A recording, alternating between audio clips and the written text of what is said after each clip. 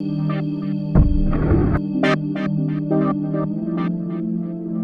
Coffee Break do Computer World está de volta depois de 2 meses de interregno por férias. Estamos de volta, o mercado não para e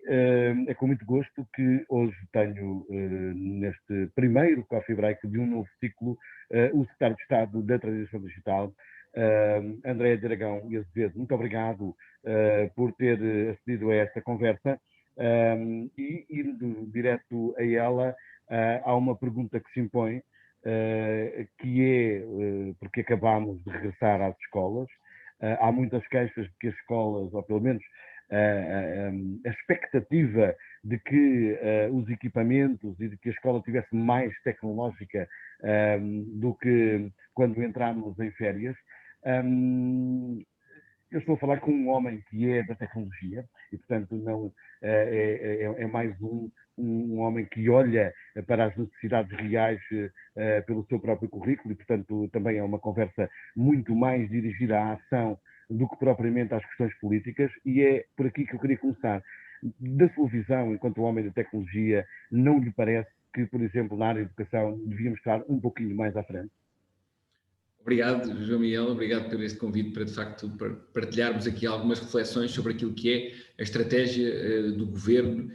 para a digitalização do nosso país, que passa incontornavelmente pela ideia de uma escola mais digital. Não posso estar mais de acordo quanto à prioridade e por isso mesmo é que a escola digital foi listada como a medida emblemática número 1 deste plano de ação para a transição digital, porque responde não só ao desafio das competências, que é a nossa área mais vulnerável em termos de estratégia de digitalização, onde nós partimos de um patamar menos positivo quando comparamos com a média europeia. Noutras áreas estamos de facto acima, nesta área estamos um bocadinho abaixo e, portanto, ela é a prioritária e dentro daquilo que é o desafio das competências das pessoas, naturalmente que a escola merece um papel principal, porque estamos a falar de uma estratégia para as gerações futuras, que naturalmente em cujo investimento será naturalmente mais rentabilizado e terá maior retorno. E, portanto, respondendo diretamente à sua questão, naturalmente que o nosso objetivo foi definido, ele foi definido inclusivamente antes da pandemia. Nós apresentámos em março de 2020, uma semana antes exatamente da pandemia, do primeiro confinamento, aquilo que era o nosso plano de ação, que já previa esta ideia de uma escola digital, com uma ambição de mudança de paradigma, quer de aprendizagem, quer de ensino, que tinha, entre outras componentes, e é importante salientar isso, a escola digital é mais do que computadores e mais do que conectividade, tem também capacitação, tem a transformação dos conteúdos, os manuais escolares, todas essas áreas que são complementares a tudo aquilo que é o processo educativo, mas concretamente em relação ao tema dos computadores foi desde logo identificado um objetivo de universalizar a capacitação individual de cada aluno e de cada professor. Queríamos, de facto, investir significativamente, interrompendo um ciclo de algum desinvestimento e, portanto, garantir que neste novo ciclo, nesta nova fase, nós tínhamos, de facto, um patamar de exigência e de excelência em termos de incorporação tecnológica. Portanto, o objetivo é muito claro, universalização da digitalização, aproximando aquilo que é a experiência do aluno daquilo que é também a experiência de cada um de nós nas organizações onde trabalhamos, ou seja, um posto de trabalho individual em que eu consiga aprender ou ensinar a partir de qualquer lugar, em mobilidade, garantido que tenho todas as condições para o efeito. Quando nos separámos depois com a situação da pandemia, naturalmente que essa premência da implementação desses programas tornou-se ainda mais urgente. E, portanto, iniciámos um processo, não só Portugal, como quase todos os países no mundo, que se viram confrontados com o mesmo desafio, e, portanto, o que aconteceu foi que houve, de facto, uma corrida a este tipo de equipamentos, o que, de alguma forma, condicionou aquilo que era a ambição em termos de cronograma de implementação. Ou seja, nós tínhamos um objetivo de, num ano letivo, ter, de facto, este objetivo de universalização de equipamentos cumprido. Infelizmente, quer por regras de contratação pública, que nós não quisemos excepcionar, quisemos cumprir rigorosamente com tudo aquilo que são os ditames da contratação pública, quer por escassez de estoques no mercado internacional. Só conseguimos, eu digo só entre aspas, porque acho que entregar 450 mil computadores em menos de um ano não é algo que deva ser menosprezado e compara muito bem em termos de percentagem de cobertura com quase todos os países. Acho que também nessa matéria deveríamos estar mais orgulhosos, mas diria que entregámos de facto 450 mil computadores e kits de conectividade e está neste momento já em fase adiantada de contratação mais 600 mil computadores que permitirão, de facto, o fecho desse objetivo de universalização. A questão que coloca bem de cumprir os trâmites da contratação pública, que o Governo faz muito bem e a par com as dificuldades do mercado, mas há aqui uma outra questão que eu sei que poderá não ter a ver consigo diretamente, que tem a ver com os planos curriculares, mas que com o conhecimento que tem do mercado, sabe que ele tem capacidade para fazer face a uma questão que é a seguinte. Hoje, um aluno do ensino secundário, por exemplo, tem uma capacidade e uma aproximação com as tecnologias que é completamente dispersa daquilo que a escola oferece ou que uma sala de aula oferece. Esta eu sei que é uma questão curricular, que demora a convencer, que há muita coisa para mudar, mas não acha que o seu contributo e que aqui a transição digital não podia ser mais incisiva e dizer aos seus colegas de educação que isto se pode fazer de uma forma mais rápida?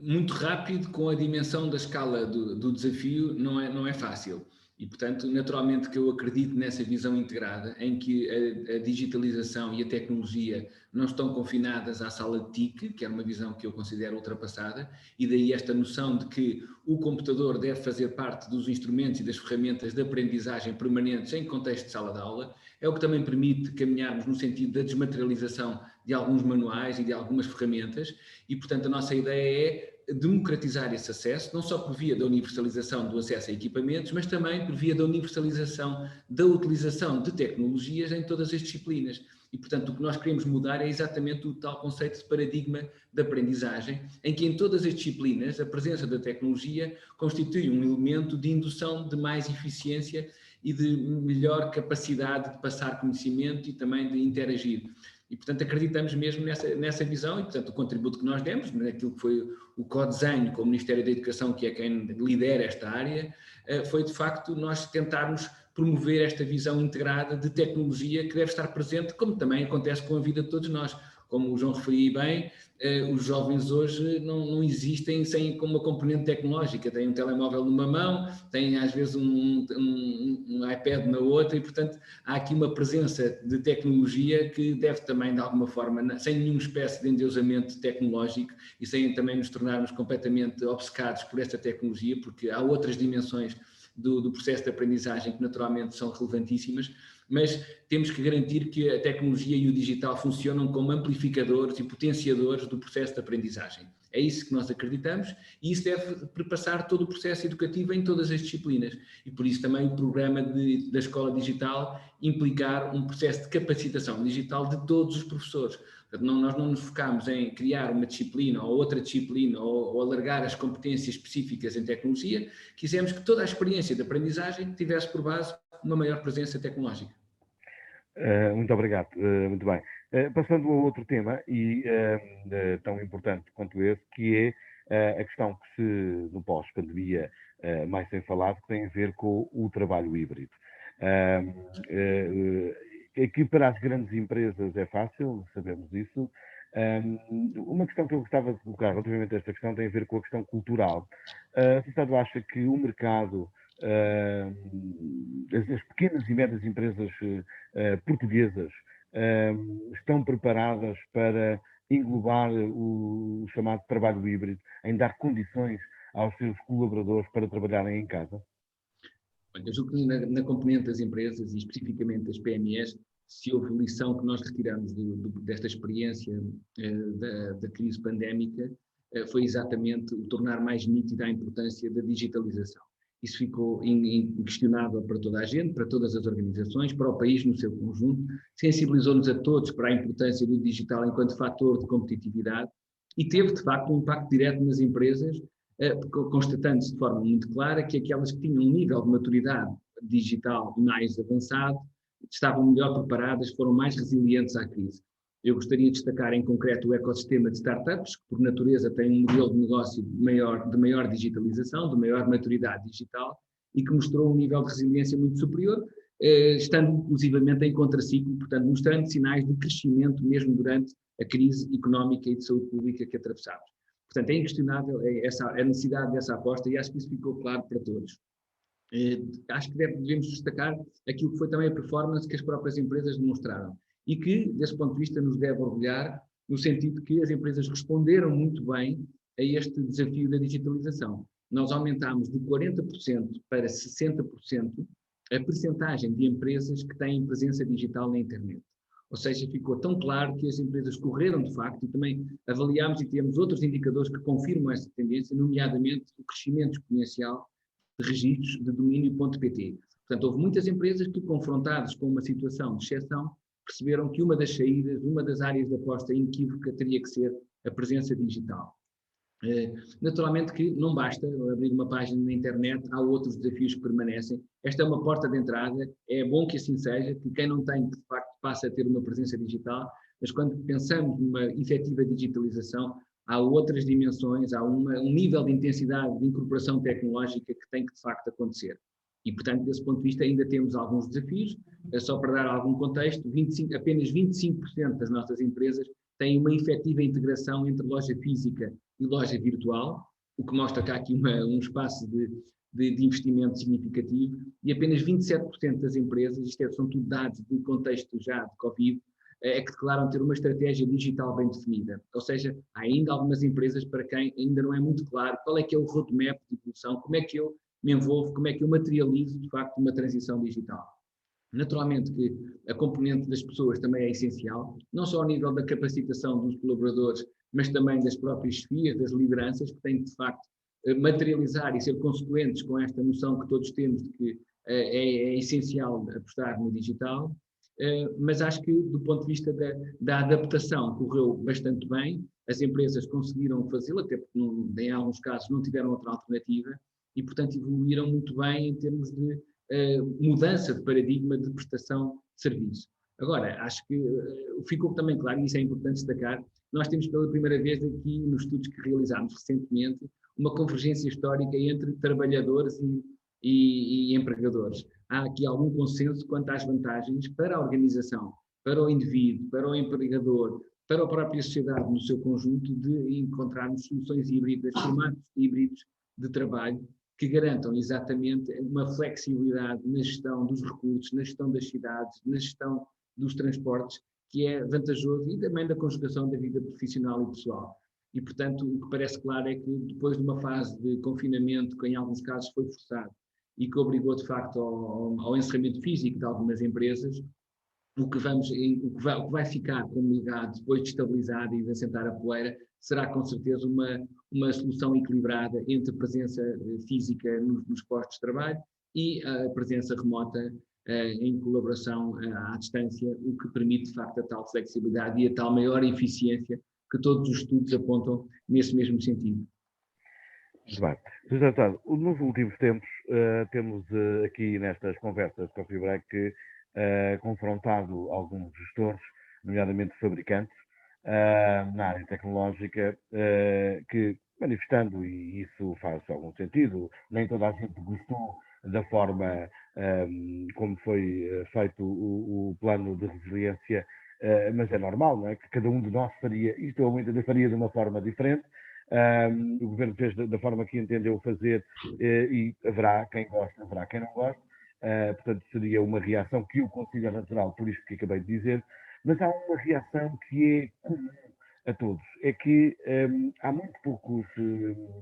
fabricantes executivos de empresas, de grandes empresas de distribuição e de grandes fabricantes tecnológicos que não acreditam na execução do plano de resiliência. A única coisa que lhe peço é uma mensagem clara.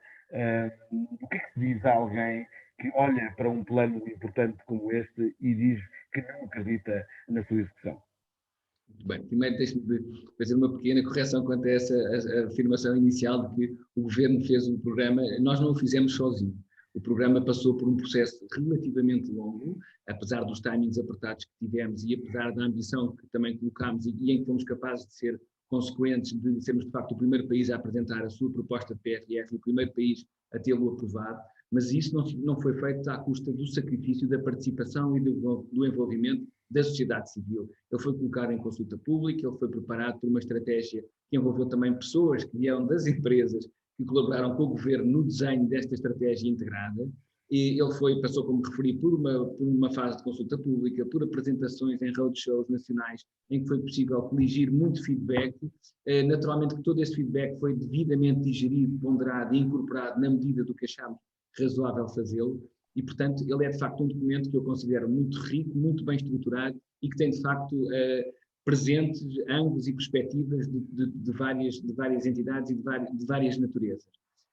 Agora, acho que também é inquestionável que o conceito do próprio PRR, naturalmente que a dúvida é sempre legítima, cada um pode ter a fé ou não na capacidade que o país tem de entregar os resultados com que se comprometeu. Acho que o passado recente, nomeadamente, por exemplo, em matéria de gestão da própria pandemia e, em concreto, do programa de vacinação, mostram que o país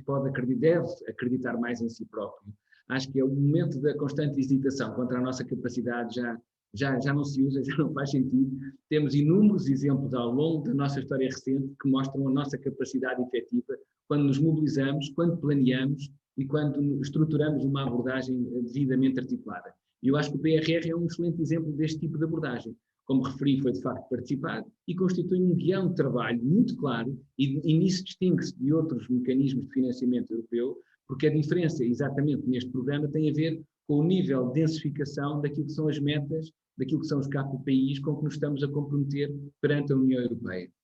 Ou seja, nós, ao contrário dos outros modelos em que há linhas de financiamento que depois, em relação às quais depois os proponentes concorrem com projetos, aqui a lógica é um bocadinho diferente. Aquilo que nós nos comprometemos são com reformas estruturais efetivas e com metas muito concretas e com um caminho para lá chegar muito claramente definido.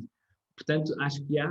provavelmente, condições como nunca para nós acreditarmos que seremos capazes de o fazer. Agora, também temos de ter a noção que isto é um processo que vai durar 5 anos, que vai implicar uma conjugação e uma mobilização muito expressiva de todos os recursos por parte de todos os setores. Naturalmente que teremos que fazer aqui uma gestão muito atenta daquilo que são as dinâmicas. Temos que garantir que temos capacidade de monitorizar e de forma muito transparente partilhar todos os resultados e ir afinando, em função também daquilo que for a capacidade de executarmos, alguma coisa que seja necessária, algum detalhe que possa não ter sido, nesta fase inicial, devidamente ponderado. Mas estou muito crente que seremos capazes de o fazer. Este setor do digital em Portugal já tem um peso muito expressivo e nós temos, de facto, já um lastro muito apreciável. Eu destaco que a economia digital em Portugal representa, neste momento, já mais de 6% do nosso PIB, o que, em valor absoluto, significam cerca de 13 mil milhões de euros. E nós temos também, do ponto de vista de escolhas, naquilo que foi a distribuição e a alocação das verbas no plano de recuperação e resiliência, houve uma decisão que é eminentemente política,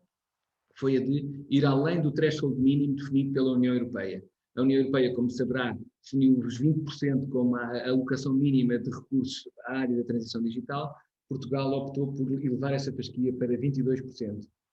E, portanto, esta é uma oportunidade que ficou muito clara. Nós acreditamos que o digital será um motor, não só da saída da crise nesta fase de recuperação de curto prazo, mas como também de mudança estrutural naquilo que é o nosso modelo de economia. E, portanto, quisemos, objetivamente, aproveitar esta oportunidade para que esta incorporação tecnológica represente exatamente este motor e este acelerador do nosso crescimento económico. Mas também temos de ter a noção que o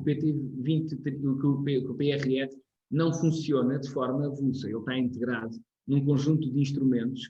que passam também pelo novo quadro comunitário, pelo PT 2030, que está agora a ser ultimado e que entrará também em vigor muito rapidamente, com o próprio Orçamento de Estado, ainda com o resto da execução do PT 2020, e portanto há aqui um portfólio, uma paleta de instrumentos muito significativa e muito robustos, que, do meu ponto de vista, associados à tal planificação estruturada e um caderno de encargos bem definidos, nos devem deixar numa situação muito confortável do ponto de vista de confiança, não estou a falar de fé, estou a falar de confiança efetiva e objetiva na nossa capacidade de execução. Acho mesmo que deveremos estar orgulhosos porque a própria União Europeia, portanto não é o Governo a dizê-lo, é a União Europeia que confirma que Portugal nesta matéria fez um bom trabalho e agora vamos ver como é que vamos ser capazes de executar, mas não vejo qualquer razão para duvidarmos de nós próprios, porque a história recente mostra exatamente o contrário.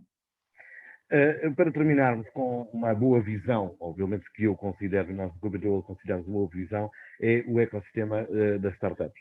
Algo que o seu antecessor João Vasconcelos já trazia e conseguiu colocar no mapa da economia nacional, com o Web Summit. Este governo traz agora o THU, que é um evento extraordinário na área do entretenimento e do audiovisual. O nosso ecossistema de startups está perfeitamente estável e sólido. Há pouco tempo tive algumas conversas também nesse âmbito e percebe-se que há muita coisa a acontecer. A minha pergunta é, com certeza estará no seu topo de agenda, é possível tornar Portugal o centro das startups europeias? Das startups? Da Europa. Ter sim. aqui, daqui, trabalhar-se para o mundo, aquela ideia que o próprio João Vasconcelos tinha, que era as empresas, Portugal tem todas as condições para daqui se trabalhar para o mundo e começar um caminho. Isto está também na sua agenda? Naturalmente que sim. Esta Secretaria de Estado foi criada também com um foco muito grande no tema do empreendedorismo. Nós conseguimos, durante a presidência portuguesa da União Europeia, afirmar exatamente a importância desta agenda de empreendedorismo ao nível europeu e conseguimos uma convergência histórica política entre os 27 Estados-membros que assinaram uma declaração conjunta que afirmam exatamente aquilo que são os princípios comuns com que se comprometem para fazer de cada Estado-membro uma verdadeira Startup Nation. E Portugal, nessa matéria, é internacionalmente reconhecido como um país que está, de facto, muitíssimo bem posicionado nas várias dimensões do que é o ecossistema de empreendedorismo. Nós temos hoje um ecossistema muito vivo, muito rico, composto por cerca de 2.500 startups, por 162 incubadoras e por uma capacidade de captar investimento muito apreciável, que compara muito bem internacionalmente. Destacar também aquilo que é o número de unicórnios, que em termos comparativos, e se depois fizermos essa distribuição per capita, nos coloca também num lugar cimeiro em termos internacionais. E, portanto, acho que temos razões para estar muito orgulhosos e para nos considerarmos já uma Startup Nation. Mas, naturalmente, que isso para nós não era suficiente e, portanto, a reflexão que fizemos no sentido de manter sempre a prioridade a esta área passou exatamente por encontrar áreas de aposta específicas que nos permitissem levar a fasquia. Portanto, temos a ambição de duplicar todos estes indicadores que acabei de referir. Tivemos uma agenda de internacionalização do nosso ecossistema e de captação para Portugal de ainda mais recursos e de mais atenção, e conseguimos aquilo que eu acho que foi uma grande vitória da presidência portuguesa da União Europeia, foi exatamente trazer para Lisboa a nova estrutura permanente europeia dedicada às startups, ao empreendedorismo, que se chama Europe Startup Nations Alliance, que ficará sediada em Lisboa e que pretende, de facto, alargar o nosso portfólio de argumentos para atrair mais startups, mais unicórnios, mais inovação. Já éramos conhecidos também pelo país da Web Summit, achamos que precisamos diversificar esse tipo de eventos, esse tipo de argumentos que na prática nos colocam neste lugar cimeiro e, portanto, isto é uma excelente notícia que entrará em funcionamento muito rapidamente e que justificou que outros países também se envolvessem e olhassem para nós como uma referência. E é também muito importante porque faz de Lisboa a sede europeia do empreendedorismo, que significa que nós vamos poder, a partir daqui, coordenar e articularmos com esta rede de Estados-membros que procuram que o ecossistema europeu, que quando comparado com os mais competitivos, nomeadamente com o americano, com o singapuriano, com o israelita, revelam ainda algumas fragilidades, e o que queremos, de facto, é combater esta fragmentação do ecossistema, com os Estados-membros a terem agendas nacionais e não agendas concertadas. E, portanto, esta estrutura europeia será, de facto, a nossa arma avançada para promovermos esta agenda comum e para posicionarmos Portugal no lugar cimeiro em termos de coordenação dessa estratégia europeia. Muito obrigado pelas suas palavras e por esta conversa que coloca aqui bem claro a posição do Governo e o trabalho que o Governo está a fazer. É sempre bom para quem está no mercado perceber que quem tem nas mãos os desígnios políticos é, na verdade, alguém que sabe bem o que vale o mercado e como se mexer no mercado. Isso é muito, muito importante para esta área da tecnologia. Muito obrigado pelo seu trabalho e até uma próxima oportunidade.